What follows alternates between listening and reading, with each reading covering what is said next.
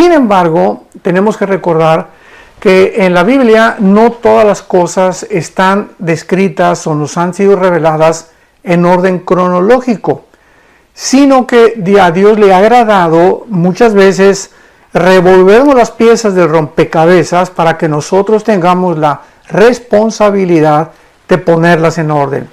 Entonces, cuando oímos que los 7 sellos, como ya lo vimos anteriormente en otro estudio, cubren los 7 años de la tribulación, y lo podemos demostrar porque el 6º sello claramente nos habla de que vienen cosas catastróficas sobre el mundo y donde la ira de Dios ya se descarga sobre el mundo, y la ira de Dios claramente tanto en el Antiguo como en el Nuevo Testamento se encuentra en los últimos 3 años de la tribulación. Vuelvo a repetir, cuando oímos nosotros en el Antiguo Testamento el día de Jehová, la ira de Dios o el día del Señor, y en el Nuevo Testamento lo mismo, el día del Señor, como en Primera de Tesalonicenses, Segunda de Tesalonicenses, etcétera, etcétera, se refiere a los últimos 3 años y medio de la gran tribulación. Entonces, estos 7 años de la tribulación están divididos, la primera parte en 3 años y medio, donde el sistema religioso que se atribuye a la gran ramera en Apocalipsis 17 va a tratar de colaborar con el anticristo, y hasta cierta manera se nos describe en el capítulo 17 de Apocalipsis que la ramera está arriba de la bestia, implicando que el sistema religioso al principio de los primeros 3 años de la tribulación va a ejercer poder sobre el poder político del anticristo. Y entonces en el capítulo 17 de Apocalipsis se nos describe que después el anticristo se deshace de la ramera, y la confederación de 10 naciones que van a formar el último gobierno sobre el cual el anticristo va a ser el líder, van a quemar la ciudad. Porque se nos describe en el último versículo del Apocalipsis 17 que la ramera es una gran ciudad.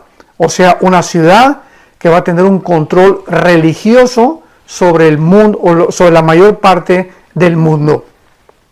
Y una vez que sea quemada esta ciudad, después de los primeros 3 años y medio, viene el poder político del anticristo, donde él se erige como juez, donde él ya no acepta ninguna religión más que la que él va a imponer, y es lo que dice Segunda de Tesalonicenses capítulo 2, que va a entrar al templo de Jerusalén violando el trato o el pacto que hizo con los judíos, y en ese momento él se erige como Dios. Y ahí viene completamente todo lo que son las trompetas que vamos a continuación a estudiar, porque las trompetas vamos a demostrar simplemente que van a suceder en los últimos 3 años y medio de la tribulación. Muy bien. En el capítulo 8 del libro del Apocalipsis encontramos el 7º sello. Vimos ya claramente que el 6º sello describe el final de la tribulación, o sea, ya casi cuando la ira de Dios está por consumarse y donde van a ser destruidas todas las naciones, las islas van a desaparecer, va a haber terremotos tremendos como jamás el mundo había experimentado.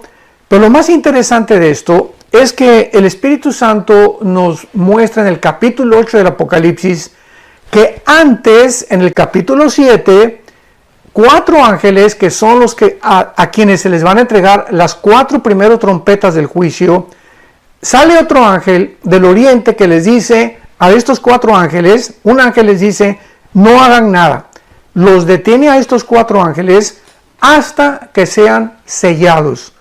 Los 144,000 judíos, 12,000 de cada tribu, para que entonces después de que estén sellados, o sea, protegidos por Dios, los ángeles que van a tocar las trompetas en el capítulo 8 las puedan ejercer o puedan llevar a cabo su destrucción. Pero inmediatamente después de que son sellados los 144,000, abordamos el capítulo 8 del Apocalipsis e inmediatamente encontramos una revelación tremenda que nos muestra la influencia tan tremenda que tienen nuestras oraciones. Es impresionante cómo la Biblia describe la influencia, el poder tan grande que muchas veces como cristianos no hemos podido descubrir que tienen nuestras oraciones. Al grado que en el libro de Santiago, capítulo 4, dice la Biblia que recordemos que la oración del justo puede mucho. Y pues nosotros cuando oramos decimos, bueno, Dios está tan lejos y no se va a preocupar por mí, tal vez ni me haga caso, soy como una cucarachita, como una hormiguita, ¿quién se va a estar acordando de mis oraciones? Sin embargo, cuando realmente creemos y realmente absorbemos la palabra de Dios y comenzamos a demostrar a través de la práctica de la oración que Dios contesta la oración y que Dios hace milagros a través de nuestras oraciones, es cuando somos animados a poder orar. Por eso la Biblia dice en 1 Pedro 4:7, el fin de todas las cosas se acerca, velad y sean sobrios en oración. En Efesios 6, orando en todo tiempo por todos los santos, y creo que este es uno de los tiempos más importantes, y no estoy exagerando, de los más importantes de todos los últimos 2000 aproximadamente años de la iglesia cristiana, donde estamos en una hora de la prueba, donde estamos en una época donde los dolores han comenzado, como los dolores de parto de una mujer, a ser cada vez más intensos. Y mientras más intensos se hagan estos dolores, y mientras más la presión del mundo venga sobre nosotros los cristianos, más necesitamos fortalecer nuestra vida interior. Más necesitamos blindarnos con toda la armadura de Dios, con la espada del Espíritu, con el escudo de la fe, con el casco de la salvación, con los pies del Evangelio y orando en todo tiempo por todos los santos. Porque es a través de nuestra comunión, a través de la oración, donde nosotros hacemos contacto con la fuente de energía. Hacemos contacto, nos conectamos con Dios cuando nos ponemos de rodillas o en la posición en la que tú puedas escoger orar. Eso no importa mucho. Lo importante es que no perdamos nuestro contacto con Dios. Y lo vamos a demostrar al final de la Biblia, en este capítulo 8 del Apocalipsis, que es la antesala de las trompetas que vamos a continuación a poder describir. Dice así: cuando abrió el séptimo sello, se hizo silencio en el cielo como por media hora, y vi a los 7 ángeles que estaban en pie ante Dios, y se les dieron 7 trompetas. Aquí pues Juan ve que antes de que venga el juicio y antes de que se toquen las 7 trompetas, él ve a estos 7 ángeles parados ya dispuestos a tocar las trompetas. Sin embargo, observemos lo que sigue. Y entonces vino otro ángel, ya no de los 7 ángeles de las trompetas, sino otro ángel, y se paró ante el altar con un incensario de oro, y se le dio mucho incienso para añadirlo a las oraciones de todos los santos sobre el altar de oro que estaba delante del trono. Aquí nos damos cuenta que el incienso en el Antiguo Testamento, si bien recordamos, es un tipo, es un símbolo, es una representación de nuestras oraciones. Porque es algo, ¿verdad? Es más, todavía Dios les dio los ingredientes especiales con los que debería hacerse el incienso. Hasta eso Dios es meticuloso y detallista, porque ahí involucra también el detalle y lo profundo que involucra las oraciones de todos nosotros. Entonces el incienso en el Antiguo Testamento simboliza como algo que sube hasta el trono de Dios, y que en el Nuevo Testamento son nuestras oraciones. Muy bien. Este ángel entonces recibe un incensario, y desde luego que ahí a continuación lo acabamos de leer, para añadirlo a las oraciones de todos los santos sobre el altar de oro de Dios que estaba en el templo. O sea, el incensario en el capítulo 8 del Apocalipsis que es la antesala de las trompetas, que recibe este ángel, no estaba lleno, sino que faltaban oraciones para añadirlo a ese incensario de parte nuestra. Y vemos a continuación lo que sigue. Y de la mano del ángel subió a la presencia de Dios el humo del incienso de las oraciones de los santos. O sea, recordemos que aquí el incensario no está lleno, está en el cielo, y las oraciones que están haciendo aquí abajo en la tierra los santos están subiendo para llenar el incensario. O sea, viene un tiempo cuando nuestras oraciones van a tener un final y cuando ya Dios no va a escuchar ninguna oración porque el tiempo del juicio vino.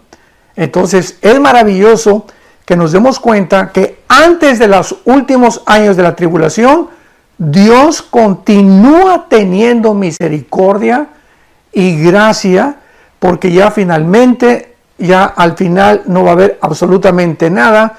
Vemos después de los 1000 años el juicio, el gran trono blanco, donde todos van a estar parados delante de Dios y se acabó la gracia, se acabó la misericordia, se acabó el favor de Dios.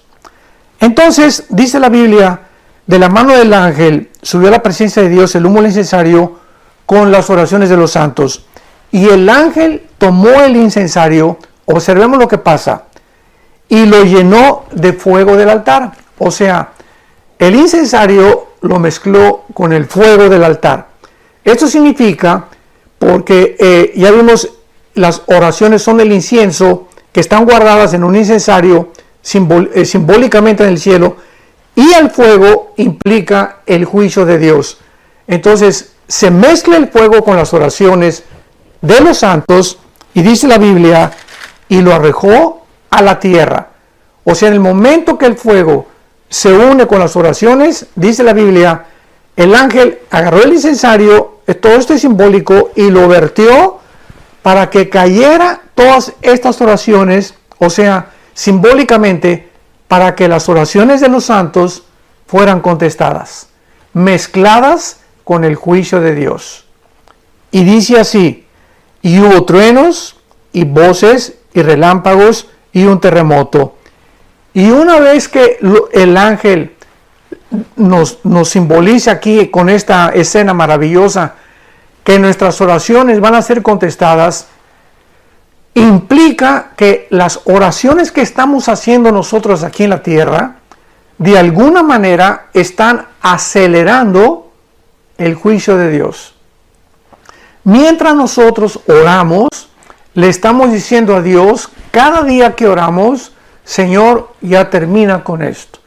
Ya ven por favor por nosotros, que tu gracia, que tu justicia, que tu paz se establezca en la tierra.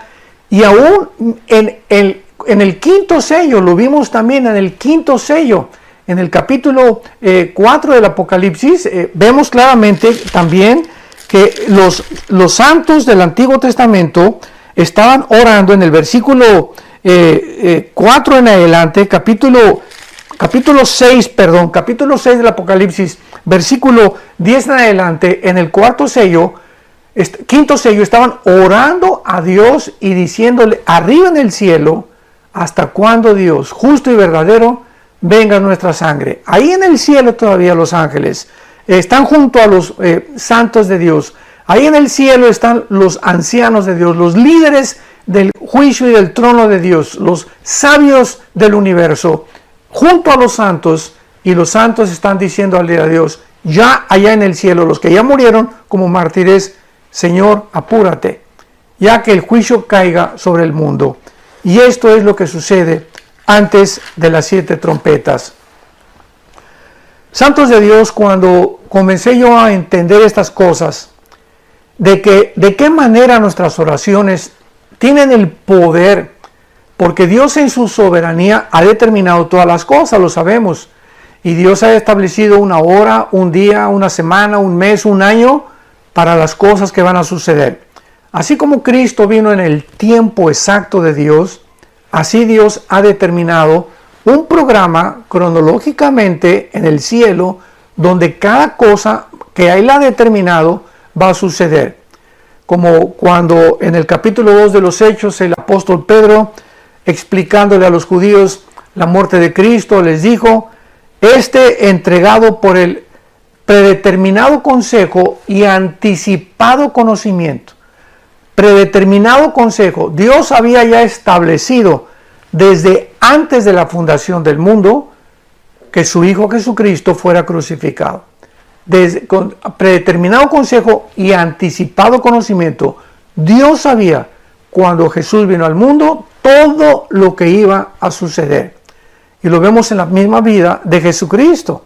Cristo, el día anterior a su muerte, cuando estaba tomando la última cena con los discípulos, él sabía perfectamente que esa noche era la última cena que iba a tomar con ellos. Él sabía que al otro día, a las 9 de la mañana, iba a estar colgado en una cruz. Él tenía un anticipado conocimiento de las cosas que iban a suceder. Cuando él comenzó a encaminarse hacia Jerusalén, después de estar en Galilea, les dijo a los discípulos, voy a enfrentar ahora el juicio.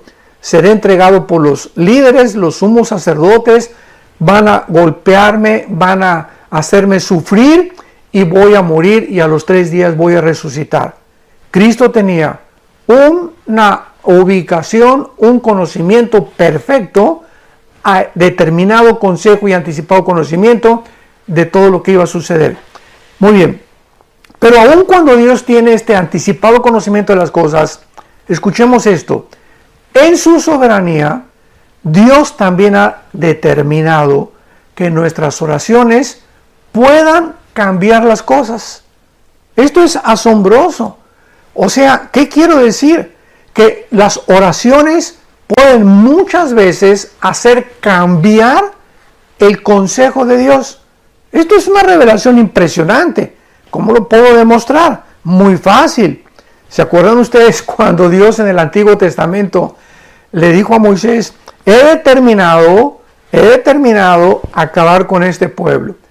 ¿Y qué hace Moisés? Se pone en la brecha y le dice a Dios, Señor, no hagas esto. Y comienza a orar Moisés, y por la oración de Moisés, Dios cambia su manera de pensar. Y esto es precisamente lo que significa cuando encontramos en el Antiguo Testamento, y Dios se arrepintió. Y Dios se arrepintió. Y más adelante dice el libro de los Números, mas Dios no es hombre que se arrepienta como los hombres. O sea, cuando vimos esta frase, y Dios se arrepintió, ¿qué quiere decir? Ahora lo entendemos. La palabra shuv, S-C-H-W-B grande, shuv, como suena en el hebreo, es la palabra que se tradujo en el Nuevo Testamento metanoia y que se tradujo al español arrepentimiento. Entonces la palabra shuv en el Antiguo Testamento significa volverse, regresar a.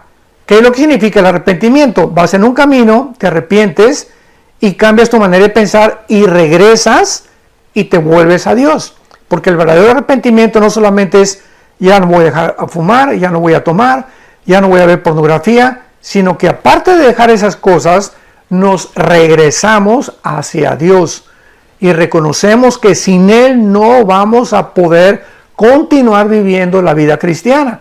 Entonces en el Antiguo Testamento, cuando dice la Biblia que Dios se arrepintió, esto no significa que Él haya cambiado su manera de pensar respecto al pecado, porque es lo que significa para nosotros como hombres. Dios no se arrepiente como nosotros, o sea, su manera de pensar no es igual a la de nosotros, porque la palabra arrepentimiento significa cambio de mente, cambiar de manera de pensar.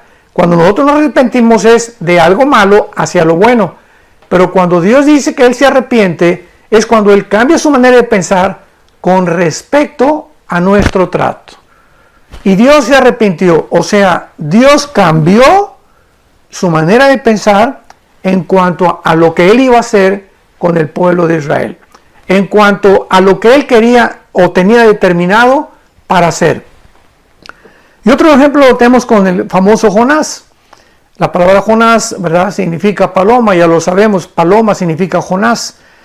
Y cuando Jonás es enviado a Nínive, a una ciudad asiria, para que esta ciudad sea completamente destruida, Dios, cuando ve que se arrepiente la gente, ya Dios había determinado, voy a destruir a Nínive.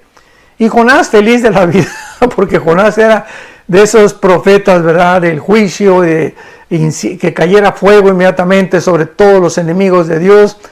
Lo mismo que los discípulos antes de que muriera Cristo le dijeron que caiga fuego y que los mate a todos los que están en contra de ti. Cristo les contestó, ustedes no saben de qué espíritu son. Entonces Jonás era este tipo de hombre, como hay muchos cristianos también, que caiga el juicio de Dios y que ya los consuma de una vez. Pero este no es el corazón de Dios muchas veces. Entonces cuando Jonás ve que Dios perdona a Nínive, se enoja. O sea, Dios había ya determinado que Nínive fuera destruida, pero el arrepentimiento, cuando se dieron vuelta de sus caminos y regresaron a Él, Dios los perdonó. Este es otro ejemplo tremendo de lo que estamos nosotros exponiendo, que nuestras oraciones tienen un poder tremendo, una influencia maravillosa, simplemente porque en su soberanía Dios así lo ha determinado, que cuando nosotros oremos, Él puede cambiar muchas cosas que iba a hacer o a favor o en contra de nosotros. Por ejemplo, Dios ha dicho, bueno, a Pepe ya voy a determinar hacer esto y esto porque sigue con su pornografía, ¿verdad? Me lo voy a llevar a casa, porque Dios se lleva a muchos cristianos antes de tiempo a casa. Y entonces Pepe se arrepiente. ¿Qué hace Dios? Cambia Dios su manera de pensar y entonces le prolonga la misericordia a Pepe y le agrega más años de vida porque Pepe se arrepintió de su pecado. Entonces, esto es lo que el Apocalipsis quiere nosotros enseñarnos, y todo este trasfondo lo tuve que poder explicar para que cuando nos introduzcamos en el libro del Apocalipsis podamos comprender la mente de Dios. ¿Por qué hace Dios lo que hace? ¿Por qué estos juicios tan terribles? Porque llega un momento en que ya el ser humano está tan depravado, tan degenerado, tan endurecido. El otro día yo estaba escuchando que lo que está pasando ahorita actualmente en el mundo con el famoso coronavirus y la pandemia, etcétera, etcétera, que ahora ya quieren hasta que usemos gogles. O sea, a ratito nos van a querer vestir de astronautas, que dice que para protegernos de esto.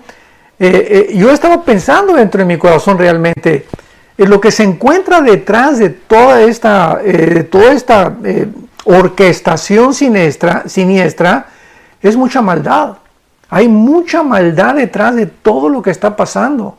O sea, yo le comenté a mi esposa el otro día, nos quieren matar, están prohibiendo medicinas que pueden sanar a las personas, inmediatamente las sacan del internet. O sea, hay algo detrás siniestro y lo único que puede concluir es peor maldad que la de los nazis.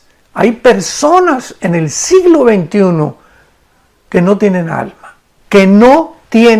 alma, que ya han perdido su alma, que lo único que les interesa es enriquecerse, tener poder político, tener influencia sobre los demás y ver a todos los seres humanos como una bola de esclavos, exactamente como en las antiguas películas de ficción.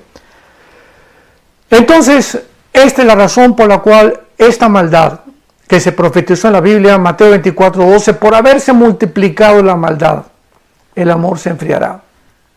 2 Timoteo capítulo 3, porque vendrán tiempos peligrosos, Pablo, le dice el Espíritu Santo, hombres amadores de sí mismos, vanagloriosos, orgullosos, sin afecto natural, sin ningún sentimiento por los demás. 1 Timoteo 4, porque el Espíritu dice que muchos apostatarán de la fe, escuchando espíritus engañadores, con doctrinas, con barbaridades, herejías, que vendrán contra la palabra de Dios y para alejarnos del camino.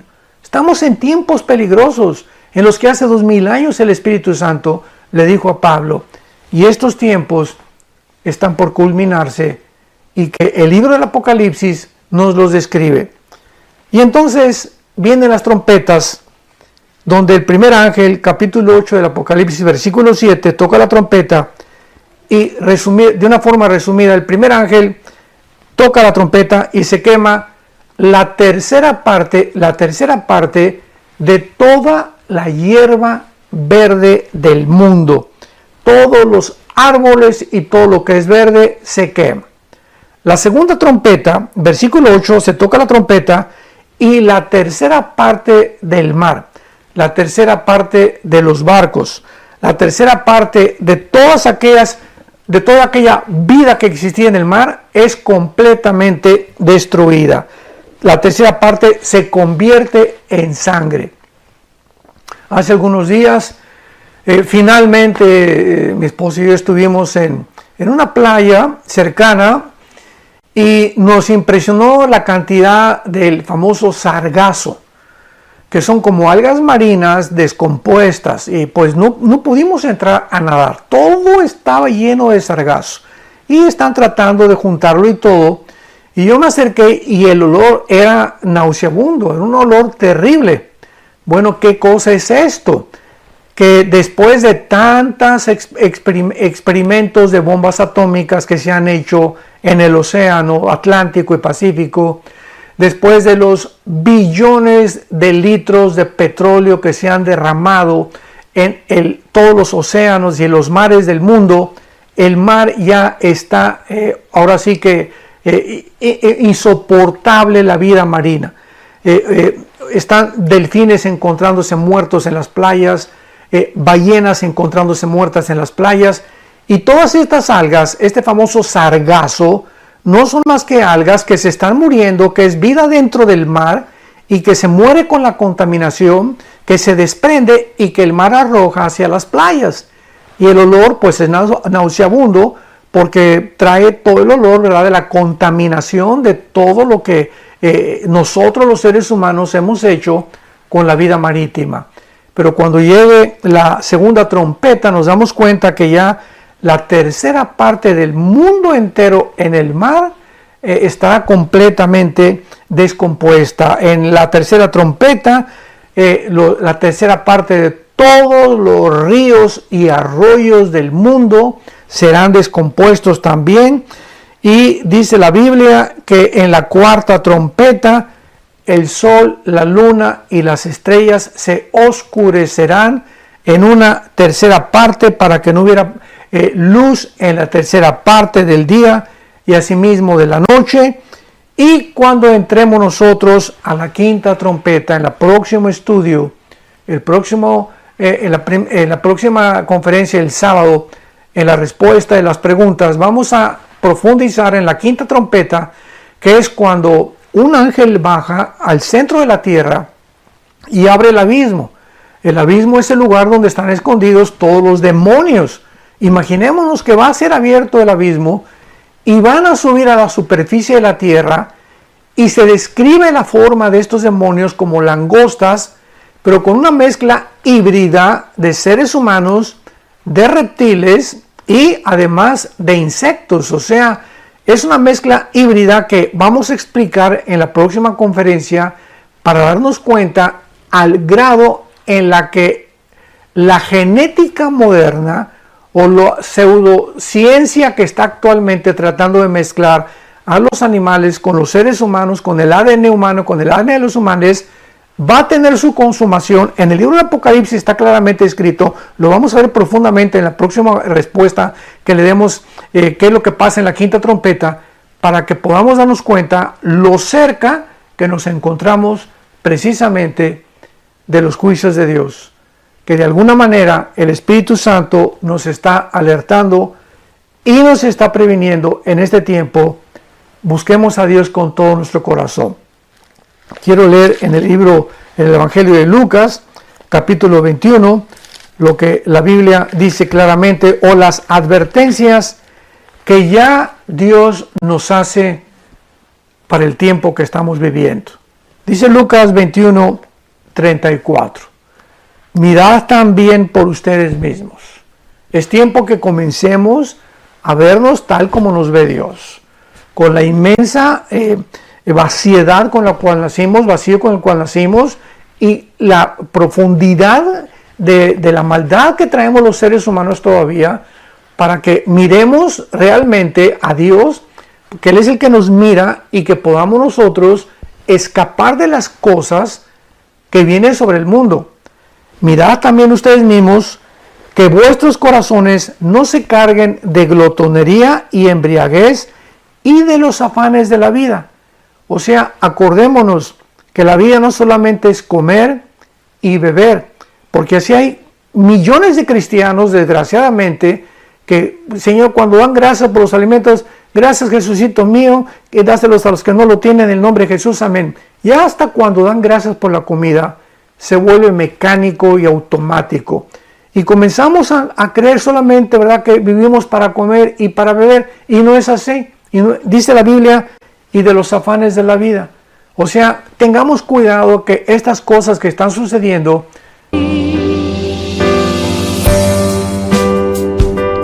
You complete me and my being. Your smile captivates my heart. I am so not me when you look at me. I forget what I really had to say. This is the magic of your love for me. Is my soul the destiny that I am vehicle of my dreams?